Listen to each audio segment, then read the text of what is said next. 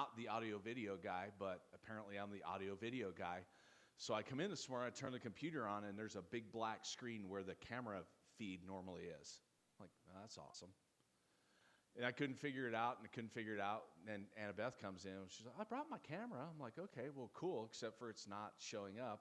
And I don't know what happened. I went like that, and then it showed up. I was like, yeah, I don't even know what I did, but there it is, and the camera's working. So I might get to see my smiling face or whatever it is. Anyway, last week we saw Paul give his kind of 3-point sermon to King Agrippa. He explained how he understood the Jews, all of their zealousness, and their hatred of Christianity because he was exactly like them. He was one of them. He was trained the same way that these people were. And he explained then his encounter with Christ and how this was the Messiah that they were all looking for. And how he had been, and the Jews, even though they were misguided in everything that they were taught to believe, they were all earnestly praying for the one to come. And they sadly missed it. So Agrippa, who had knowledge of the scriptures, he had also seen these people who were called Christians, and he saw how they treated others. He saw how they weren't treating the people around them the way that the other people were, especially the Romans, how they showed compassion, how they showed grace. And these were things, especially at that time, that people just normally did not do.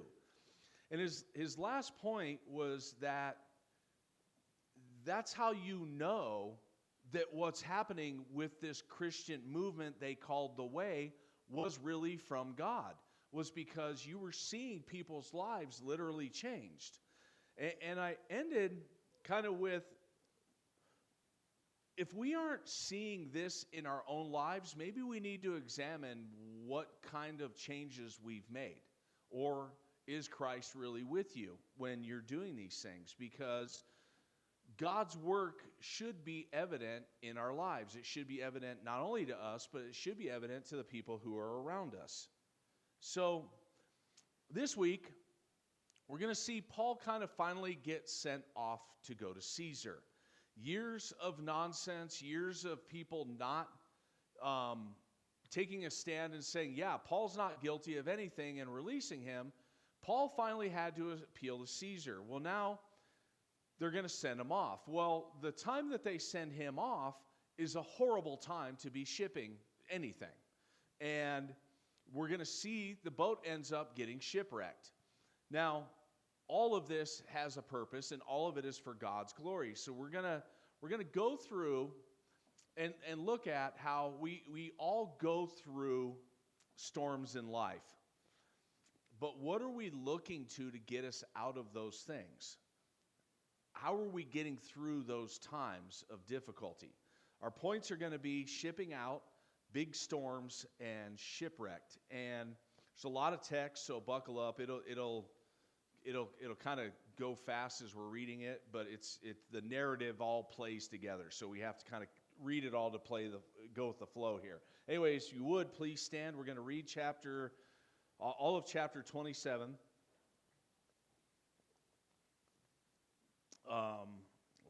Let's go ahead and begin.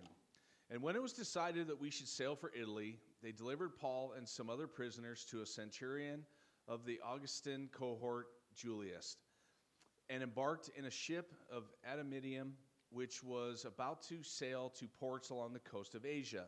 We put to sea, accompanied by Aristarchus, a Macedonian from Thessalonica. The next day we put in at Sidon, and Julius treated Paul kindly and gave him leave to go to his friends to be cared for. And putting out to sea from there, we sailed under the lee of Cyprus because the winds were against us. And when we had sailed across the open sea, along the coast of Cilicia and Pamphylia, we came to Myrna and Lycia. There the centurion found a ship of Alexandria sailing for Italy and put us on board. We sailed slowly for a number of days and arrived with difficulty to Cnidus. And As the wind did not allow us to go further, we sailed under the lee of Crete off Salmone. Coasting along it with difficulty, we came to a place called Fair Havens, near which was the city of Lasea. Since much time had passed, and the voyage was now dangerous because even the fast was already over, Paul advised them, saying, Sirs, I perceive that the voyage will be with much injury and much loss, not only the cargo and the ship, but also our lives. But the centurion paid more attention to the pilot and to the owner of the ship than to what Paul said. And because the harbor was not suitable to spend the winter in, the majority decided to put out to sea from there and chance that somehow they could reach Phoenix, a harbor of Crete. Facing both the southwest and northwest, and spent the winter there. And now, when the south wind blew gently, supposing they had obtained their purpose, they weighed the anchor and sailed along Crete, close to the shore. But soon a tempestuous wind called a northeastern struck down from the land, and when the ship had caught and could not face the wind, we gave way to it and were driven along. Running under the lee of a small island called Cauda, we managed with difficulty to secure the ship's boat. After hoisting it up and using supports to undergird the ship, then fearing that they would run aground on Syrtis, they lowered the gear, and thus they were driven along. Since we were violently storm-tossed, they began the next day to jettison the cargo. And on the third day, they threw the ship's tackle overboard with their own hands. When neither sun nor stars appeared for many days, and no small tempest lay on us, all hope of our being saved was at last abandoned, since they had been without food for a long time. Paul stood up among them and said, Men, you should have listened to me, and not set sail from Crete, and incurred this injury and loss. Yet now I urge you to take heart, for there will be no loss of life among you, but only the ship. For this very night there stood before me an angel of God, to whom I belong and whom I worship. And he said, Do not be afraid, Paul, must stand before Caesar. Behold, God has granted you all those who sail with you. So take heart, men, for I have faith in God that it will be exactly as I have been told. But we must run aground on some island. When the 14th night had come, as they were being driven across the Adriatic Sea, about midnight, the sailors suspected that they were nearing land. So they took a sounding and found 20 fathoms. A little far on, they sounded again and found 15 fathoms. And fearing that they might run on the rocks, they let down 4 anchors from the stern and prayed for day to come. And as the sailors were seeking to escape from the ship and had lowered the ship's boat into the sea under pretense of laying out anchors from the bow, Paul said to the centurion and the soldiers, Unless these men stay in the ship, you cannot be saved. Then the soldiers cut away the ropes and the ship's boat and let it go. And as day was about to dawn, Paul urged them to take some food, saying, Today is the 14th day that you have continued in suspense and without food, having taken nothing. Therefore, I urge you to take some food, for it will give you strength, for not a hair is to perish from the head of any of you. And when he said these things, he took bread, and giving thanks to God in the presence of all, he broke it and began to eat. Then they were all encouraged and ate some food themselves. We were in all 276 persons in the ship. And when they had eaten enough, they lightened the ship, throwing out the wheat into the sea. Now when it was day, they did not recognize the land, but they noticed a bay with a beach, and on which they planned to, if possible, to run the ship ashore. So they cast off the anchors, left them in the sea, and at the same time loosening the ropes they had tied the rudders, then hoisting the foresail, the wind they made for the beach. But striking a reef, they ran the vessel aground. The bow stuck and remained immovable, and the stern was broken up by the surf. The soldiers' plan was to kill the prisoners, lest any should swim away and escape. But the centurion, wishing to save Paul, kept them from carrying out their plan. He ordered those who could swim to jump overboard first, and make for land, and the rest on planks and on pieces of the ship. And so it was that all were brought safely to land. Lord, again, thank you for your word. Thank you for the instruction that you have for us here. We just pray that you would show us what you have and open our hearts and minds to it, Lord. And we just thank you in Jesus' name. Amen. You may be seated. Whew, there's a lot there. So we talked before about the historicity of the Bible, how there's a lot of provable, verifiable documentation of events that took place. And they're recorded here also in this book, and also by historians like Josephus and stuff that are outside of Scripture, so that you can look at a story and you can go, oh, well, somebody else wrote about that too. It's not just in the Bible. So it just kind of proves like the things that are in there actually did happen. The first account that you can see here, there's a map right there. That is the entire journey kind of laid out, how they went. And you'll see they kind of go up on the eastern shore and then up towards the north, and then they kind of cruise down and go around. Ideally, the perfect plan would be to just shoot like straight across here and go across. But the way that the wind was did not allow that. So, as I said, the other thing that we need to understand that's important as we read in this is we get details showing kind of the emotional reaction that they have to these storms that happen in just everyday life. It gives you the background of how these guys went through troubles, right? I said at the beginning that this was a bad time of year to make this journey, but the crew was commanded to go. Agrippa, when he said, take these guys and go, Agrippa's not a sailor, but Festus, he's not a sailor, but they don't care. They want the prisoners to go to Caesar because that's what it is. And the crew, they get a command, they just do what they're told. Whether it's hard or not, it doesn't really matter. They're commanded to go, so they go. It doesn't matter how difficult the job is. When you're told to do something as an underling in whatever command, you just go and you do that. They were traveling in the winter, okay? That's the problem. In the winter, the winds shifted to where they were basically directly in their face. Now, that's not easy if you're on a sailboat. Years ago, my wife will remember this story. Years ago, we went on a vacation up to Pine Top. Any of you guys been up to Show Low Lake? Anyone? Yeah? Show Low Lake is not very big. A little bit bigger than my bathtub. But when you're on it, it's big, right? So my mom, the kids are up there. They're swimming in the water. They're having a grand old time. It's awesome because it's water in Arizona, whatever. My mom bought this big inflatable raft. I mean, it's like a 10-person raft. This thing was huge. So did she bring a pump? No. So I'm sitting on the side, turning blue, blowing this stupid thing up. And I finally get this thing set up. Even had little paddles. We get in this boat, and literally the wind just takes us completely to the other side.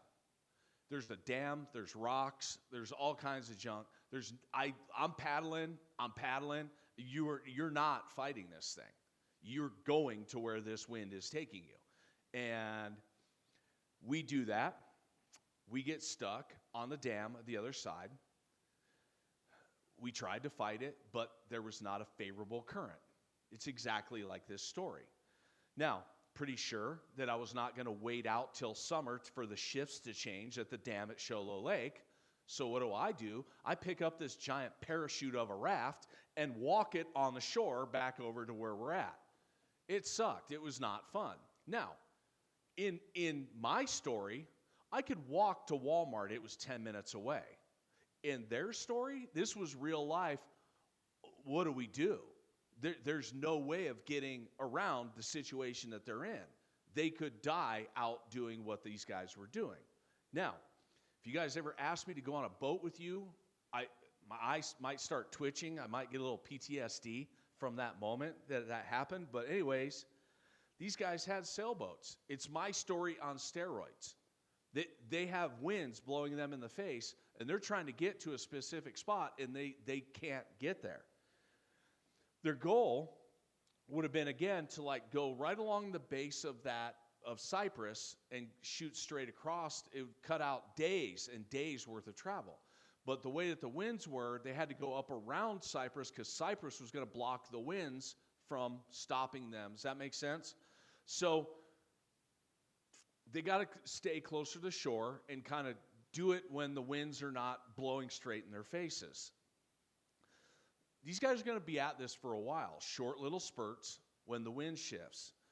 So we see here that the centurion, he knows that this traveling's not good, and for some reason he finds favor with Paul, and when Paul gets to these little different shores, he lets him go to friends that he's made along the way and go and visit with them.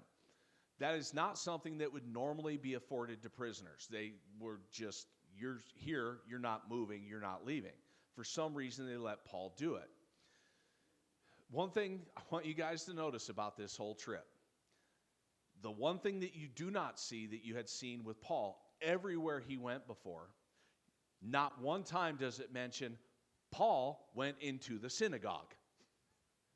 Because this was all a mess because of Paul going into the synagogues. Paul finally, towards the end of the story here, learns his lesson. Quit messing with the Jews, just leave them alone. Because he didn't want to get beat up in the middle of the street again. So they get to this place called Fair Havens. And Paul starts to warn them at this point, guys, going on from here, it's kind of a really bad idea. We probably shouldn't do this. Now, remember, Paul has spent the last several years traveling these oceans, the Mediterranean Sea. But this part of the Mediterranean Sea, Paul's been going back and forth on different excursions on these waters. He knows it pretty well. And he's like, don't do it. He mentions that the fast is already over. So the fast that he's talking about is the Day of Atonement. In that particular year, we know this historically. Why? Because there's historicity in the Bible it tells us when it all happened. So that particular year, it would have been September 24th. So it's towards the latter part of the year.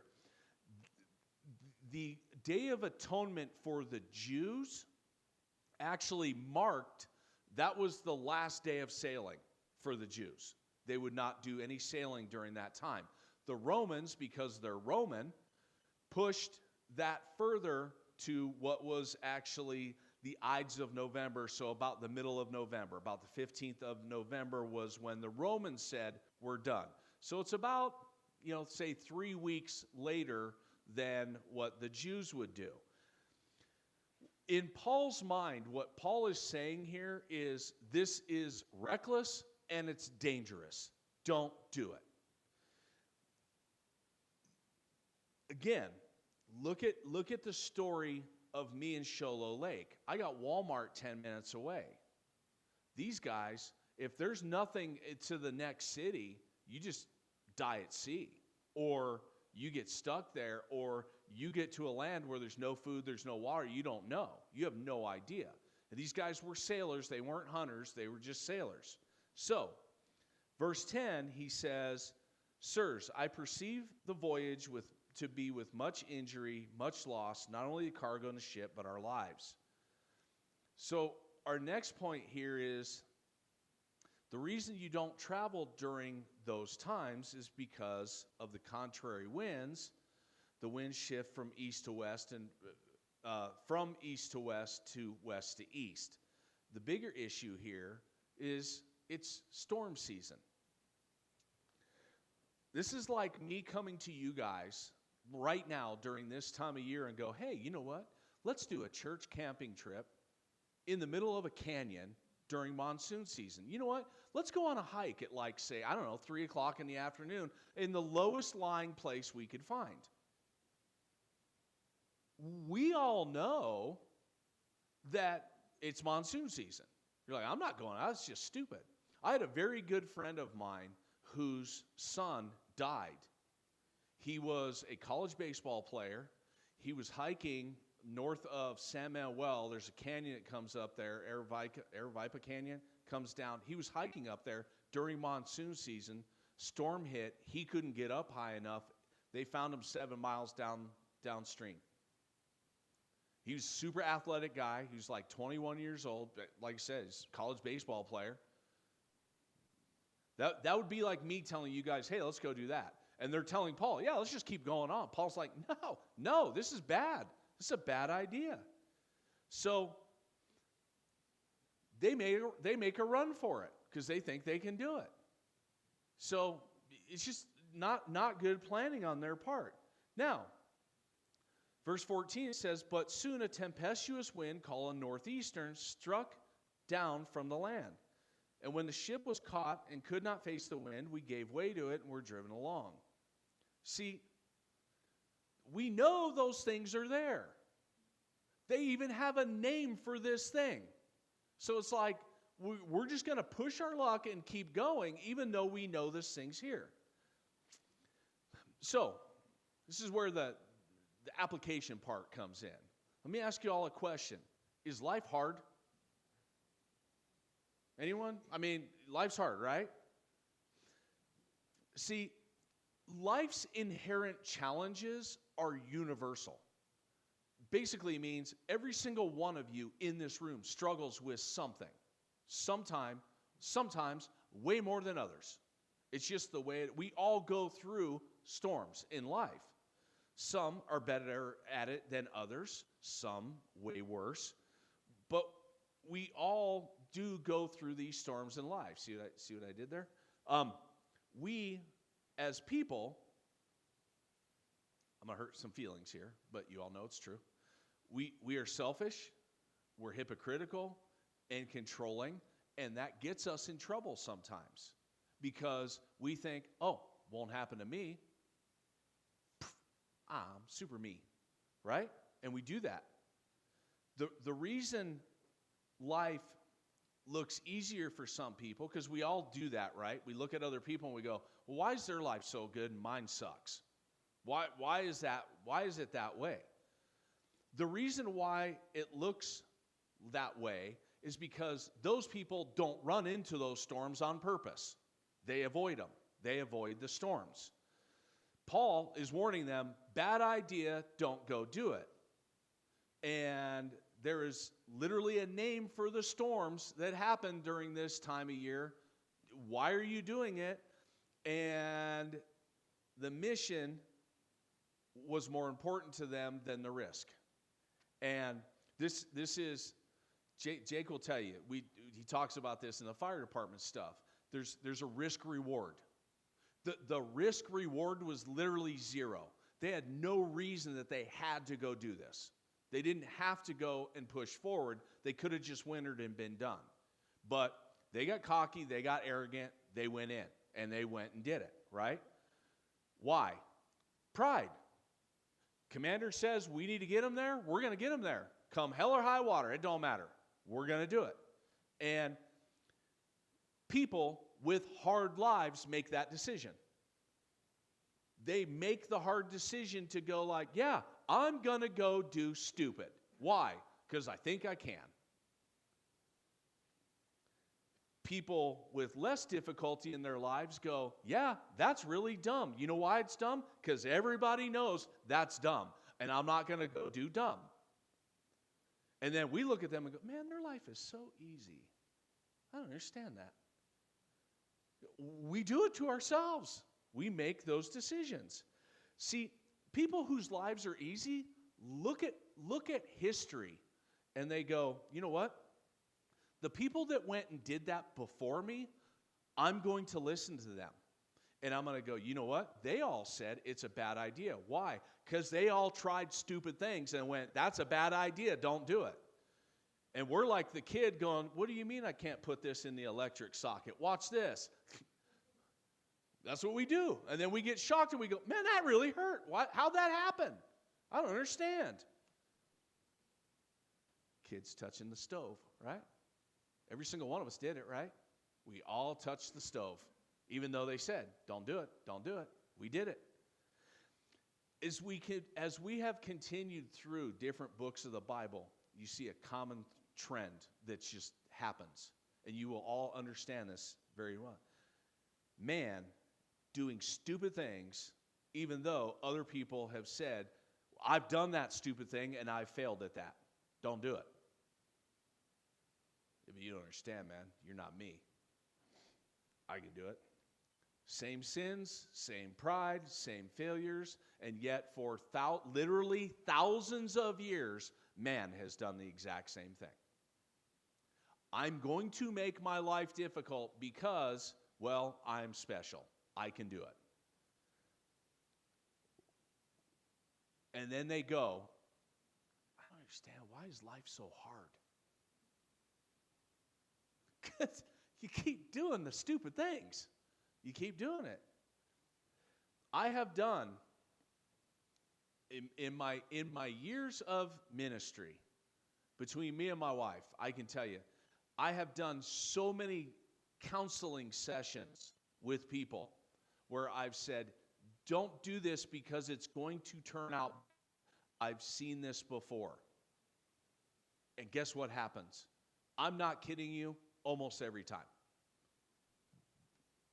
Well, they go and do it. And guess what happens? It turns out very bad. It's like I'm telling them, you're heading into this storm, and they go, yeah, but you don't understand, Pastor, man. I got an umbrella. Cool, man. They come back, they're beaten up, they're tattered, and they're like, I don't understand what happened. Yeah, me neither. It happens all the time. And here's the thing. We all know people like this. There are some who will do it over and over and over again.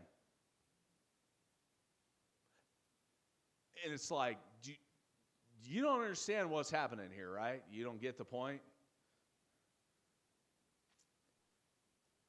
No offense. Men are the absolute worst at this. And young women in love. Men, the absolute worst. Young women are like, but I can change them.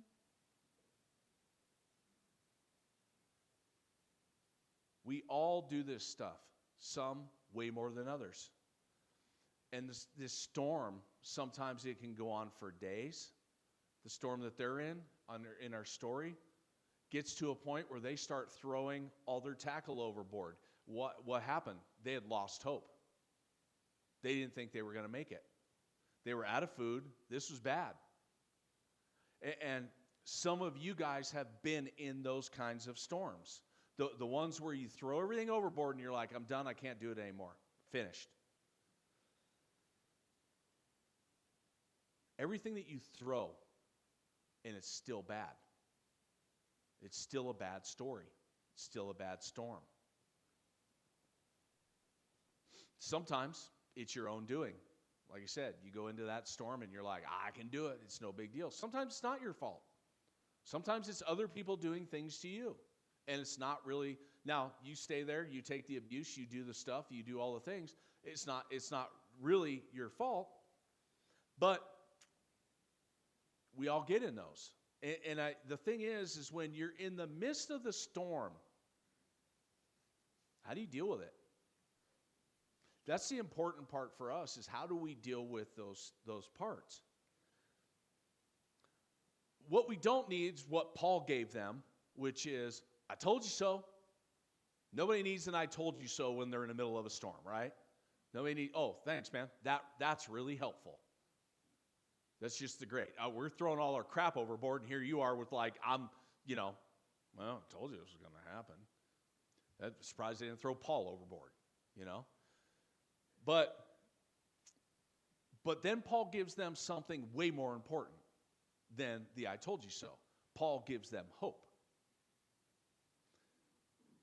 And I've told you this before.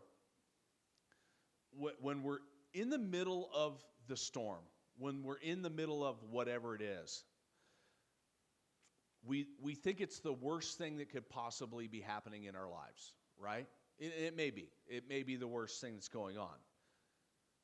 Looking back, if you're older than 12, looking back on your life, how many of those moments have you had in your life where you're like, you look back and go, oh, that was the absolute worst thing that could have, yeah, I got through it. I'm cool. I'm good. God brings you through those times. And more importantly, you grow massively through those times because you learn. Some people do. Some keep going back with their knife, stabbing the same outlet.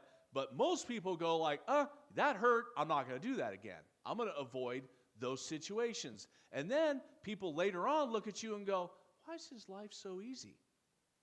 It's not because your life's easy. It's because you've done a lot of stupid stuff, and now you're not doing stupid stuff. And people go, oh, well, your life's easy. Yeah, that's what it is. You weren't here 5 years ago. I could have shown you dumb times 10. Right? But we all have done that. We've been there.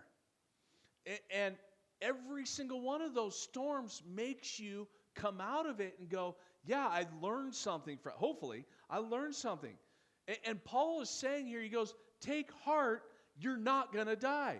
An angel of the God that I worship showed me this.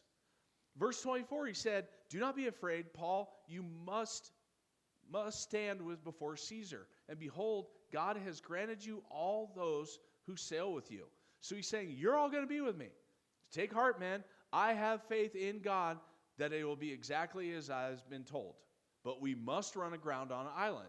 That part's not good, but the rest of it's good, right? We got hope. You're all going to live. Now, none of these men believed in Paul's God.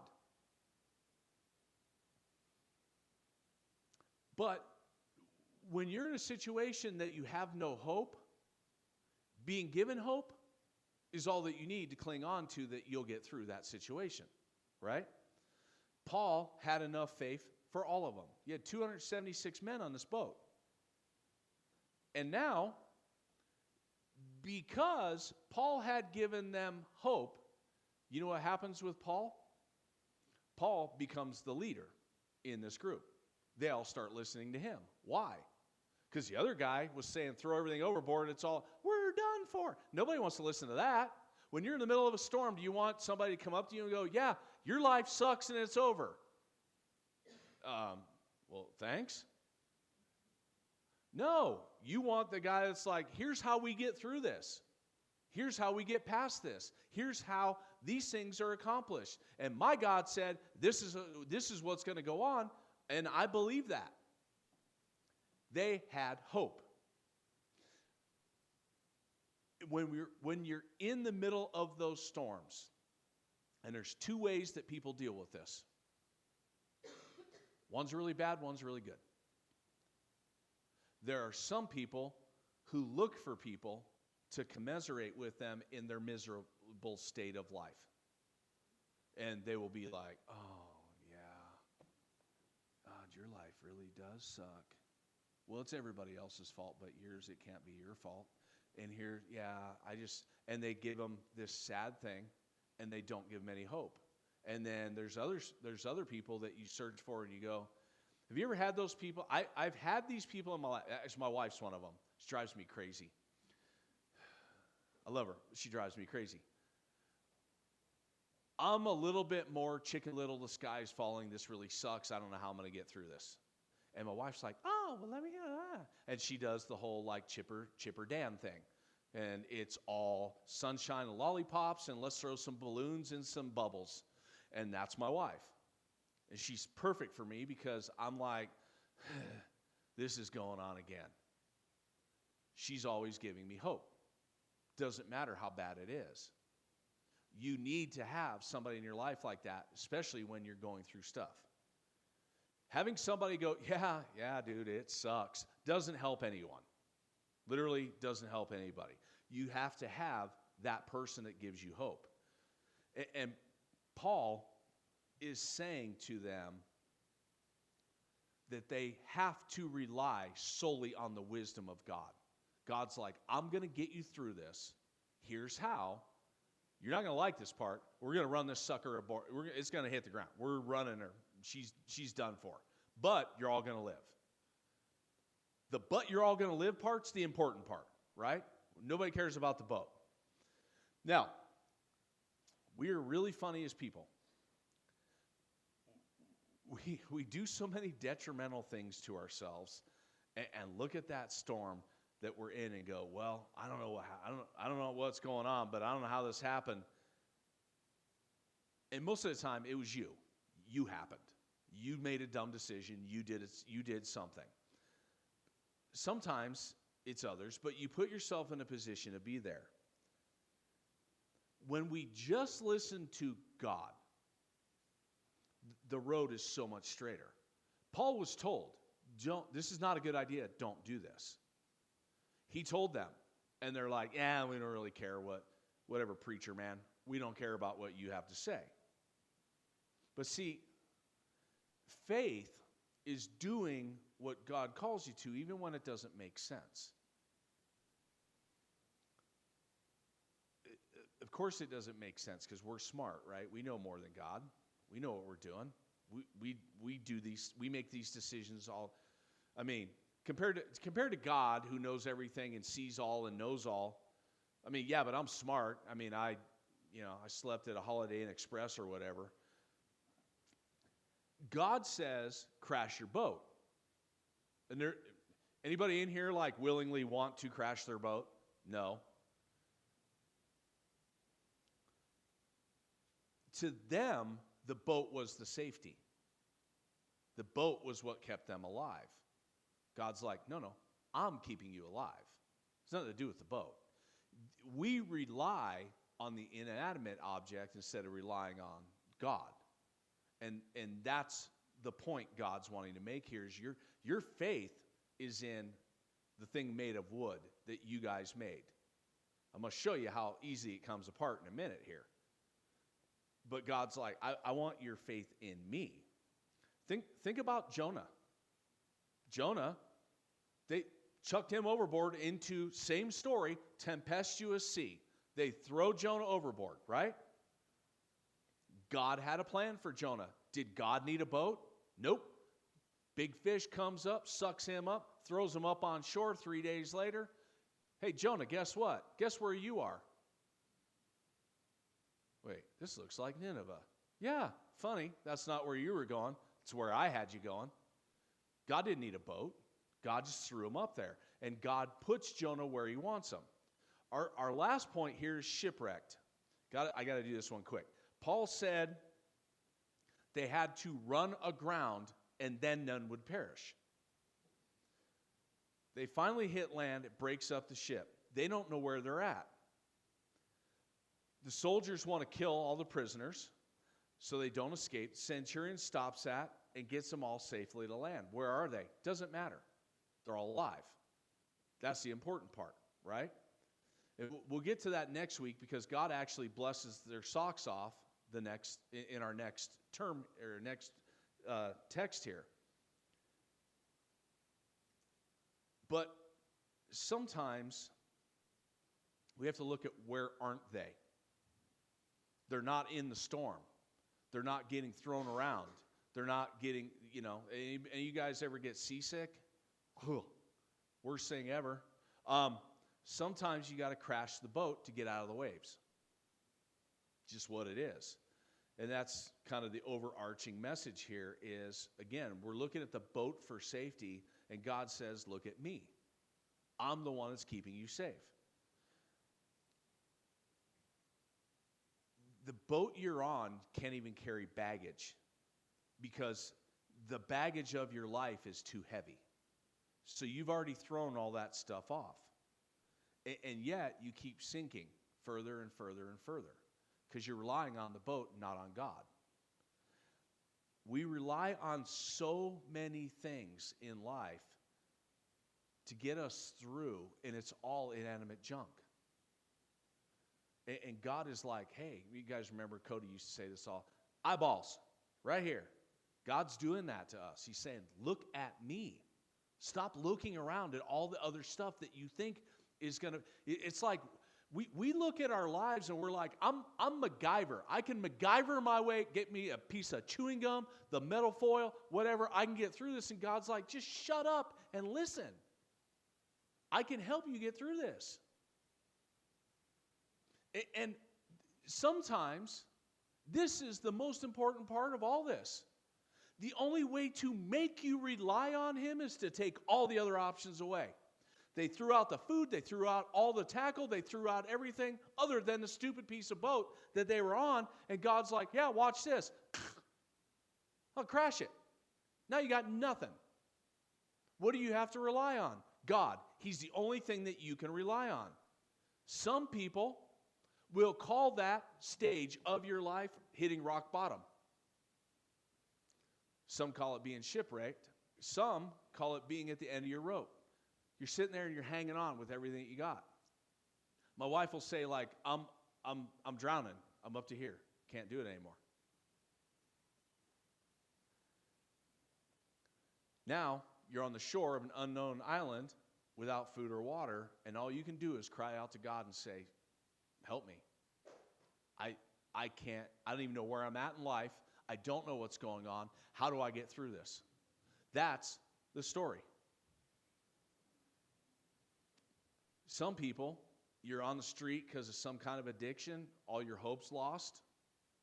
The only thing you can do is call out to God. Because you've made all the things to put you where you're at. And everything's been taken away from you. What do? You have to rely on God because he's the only thing that can get you through it. We as people, like I said at the very beginning, for thousands of years, we as people run and run and run, and we do it in our own strength, our own wisdom, our own knowledge. And then we get to the end and we go, I can't do it anymore. I just can't do it. My son's not here, so I'm going to pick on him a little bit. It's not his fault. He was running track, and they put him in a 800-meter race. And I'm there watching, and he runs like the first lap, and then he's walking. Like, what the heck was that, dude? He's like, I've never run that far in my life. He was put in an impossible situation. It wasn't his fault. He wasn't trained for that. He didn't know what he'd never done it. He should have told his coach, I've never run that far ever in my life. Why would you put me in that race? We run in our own strength till we can't do it anymore. And then it's like, what happened here? We're not relying on the wisdom of God in that. And what ends up happening is that moment right there is when God will actually really move in your life. I tell people this all the time. Some of the best pastors that I've ever seen are ones who have been addicts, drunks, you name it, because they've hit the bottom and they've had nowhere to go but up. And when they do, it's like, holy cow, there's God. I've never seen him like this before. Why? Because you were looking through him through your filtered, cloudy lenses like Paul. And then the scales come off and you go, man, that is God. That's God. Nothing in my life can show me God except for God. I can look, but if I'm looking through my own vision and my own eyes and my own thoughts and my own wisdom, I don't see him. And your pride and your arrogance clouds everything. It just does. And when you stop looking at your own answers, you're going to see his. And you're going to see the path that he has for you. And it may not make sense. I'm going to tell you right now, don't try and talk God out of the plan he has for you. Because we do. We're like, what do you mean I want to do this? Again, Jonah, you need to go to Nineveh. No way, man, going to Tarshish, bro. No, you're not. Puh. There you are. He's faithful, and he will care for you. In the midst of the storm, they were all brought safely to land. Next week, we're going to see how good God takes care of them. But first of all, for us, we have to get past our fear because that's what that is. We walk in our own strength because we fear giving up something. What is that something? Our pride, our arrogance, our knowledge, our wisdom, and we have to go, oh, but God's way is smarter. We fear the unknown to us, but it's known to God. And we have to have faith in that. We have to trust in that. Remember, I'm going to leave you guys with the words of David. This is from Psalm something, 36, I think. What's that next one? Start that up there. Psalm 37. I want you guys to think about this. You got David, King David. He had already been anointed king, but was not king yet. He had Saul chucking spears at him, trying to nail him to a wall. He was chasing him around the countryside because David was loved more than Saul because of the warrior that David had become. You had his own sons later, David. You had his own sons vying for his throne, trying to kill him, their own dad. He was not perfect. I always tell people, yeah, David, the great murdering, adultering thief. But he was a man after God's own heart. Why? Because he knew what his place was with God, and he knew that God would get him through whatever situation. He always had faith for that. Always. Verse 5, commit your way to the Lord, trust in him, and he will act. He will bring forth your righteousness as the light, and your justice as the noonday. Be still before the Lord and wait patiently for him. Fret not yourself over the one who prospers in his way, over the man who carries out evil devices. He's like, don't look at those other guys and say their life's easier. It's not about that. Refrain from anger, forsake wrath. Don't get mad at where you're at. Deal with it. Fret not yourself, it tends only to evil. For the evildoers shall be cut off, but those who wait for the Lord shall inherit the land. He's like, just be patient. God's working in you. In just a little while, the wicked will be no more. Though you look carefully at his place, he will not be there. But the meek shall inherit the land and delight themselves in abundant peace. We humble ourselves, we let God do the work, and we have total faith that everything that he's doing in our lives is for his glory. Let's stand up. We'll pray. Lord, again, we thank you for your word. We thank you for the instruction that's in there. So many times we put our faith in ourselves, and Lord, you just keep saying over and over and over again, let me have it. Our pride, our arrogance, Lord, we ask that we would put all that down and put our faith totally in you. And we just thank you for your word and your wisdom today, Lord, in Jesus' name, amen. All right, you're seated. We're going to do communion. Hey, Gary, how's that water going?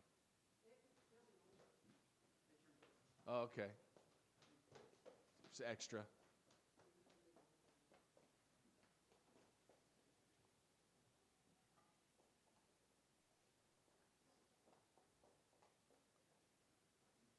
Hey, Jake, John's unavailable.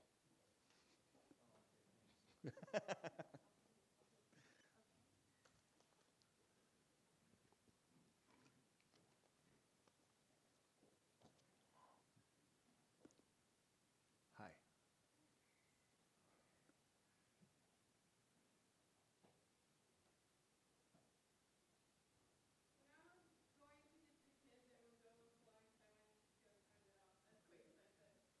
Oh.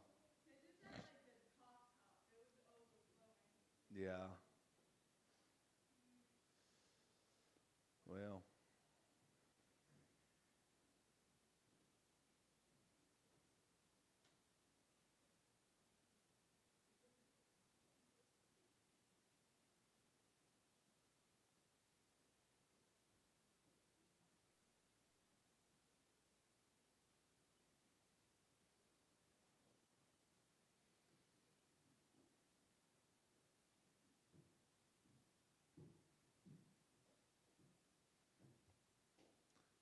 You guys can open up to John chapter 3.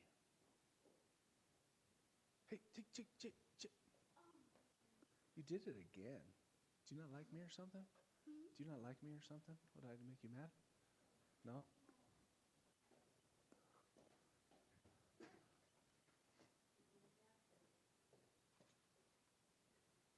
Get my own.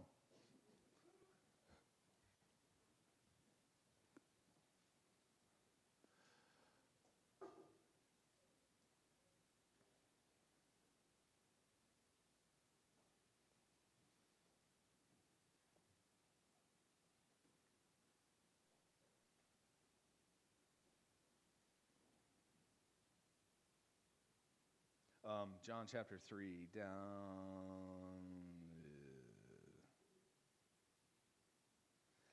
verse 27. This is a conversation John's having about Christ with the people because they're asking him who he is, who John is, all this stuff.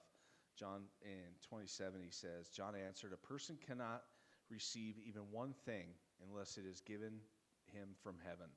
You yourselves bear witness that I said, I am not the Christ, but I have been sent before him. The one who has the bride is the bridegroom. The friend of the bridegroom who stands and hears him rejoices greatly at his bridegroom's voice.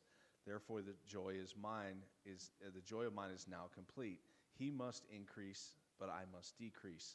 He who comes from above is above all. He who is of the earth belongs to the earth and speaks in an earthly way. He who comes from heaven is above all. He bears witness to what has been seen and heard, yet no one receives his testimony. Whoever receives his testimony sets his seal to this, that God is true. For he whom God has sent utters the words of God, for he gives the Spirit without measure. The Father loves the Son and has given all things into his hand. Whoever believes in the Son has eternal life. Whoever does not obey the Son shall not see life, but the wrath of God remains on him.